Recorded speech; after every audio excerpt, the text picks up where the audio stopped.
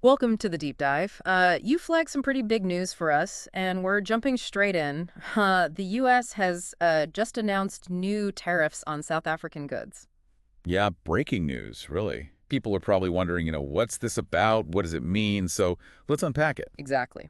The news dropped April 4th, 2025. President Trump announced a 30% tariff, and this is on all South African products coming into the U.S. Okay, 30%. That's substantial. Mm-hmm. And it wasn't like super targeted just at South Africa in principle. It seems to be part of a bigger move affecting all U.S. trade partners. But South Africa got this specific number. Right, right. So what was the rationale given for South Africa specifically? The report mentioned Trump citing some bad things going on there.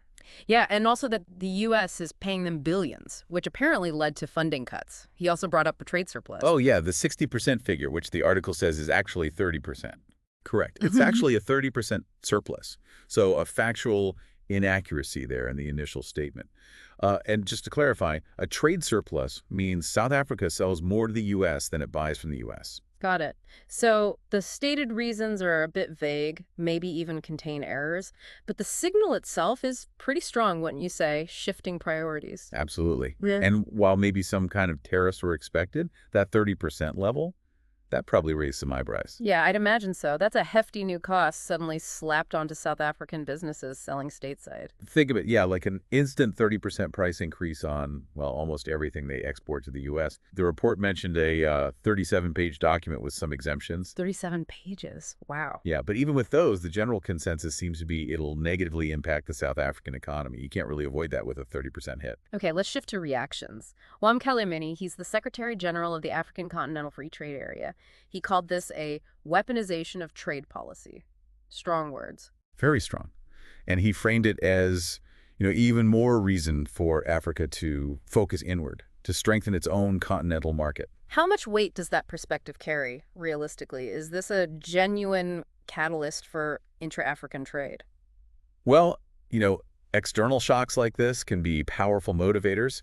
Sure. It makes the argument for building resilience through stronger internal African trade ties much more compelling. It's a Yeah. buffer, potentially. Okay, and what about South Africa's own response? The initial signs point towards diplomacy, not immediate retaliation like maybe some other countries might consider. Right. They seem to be leaning towards a diplomatic response initially.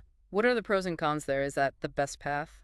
It's a balancing act, isn't it? Diplomacy could de-escalate things, keep talks going, but it really depends on the U.S. being willing to engage constructively. If not, It might not achieve much without some leverage. exactly. There's a risk their concerns might get sidelined without a stronger countermove, or at least the threat of one. And one last piece here. The South African presidency expressed concern about EDUA. That's the African Growth and Opportunity Act. Why is that coming up now?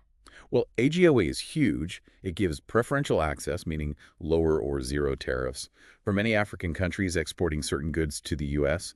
These new general tariffs, they cast doubt on South Africa's future participation or benefits under AGOA. So it's like another layer of economic uncertainty on top of the 30% tariff itself. Precisely. It potentially undermines long-standing trade benefits that go beyond just this new announcement. It adds significant complexity. Okay, so just to recap this quick deep dive, new 30% U.S. tariffs on South African goods, somewhat vague reasoning given reactions ranging from calls for African unity to South Africa preferring diplomacy, and this looming question mark over AGO. That covers the main points from the reports.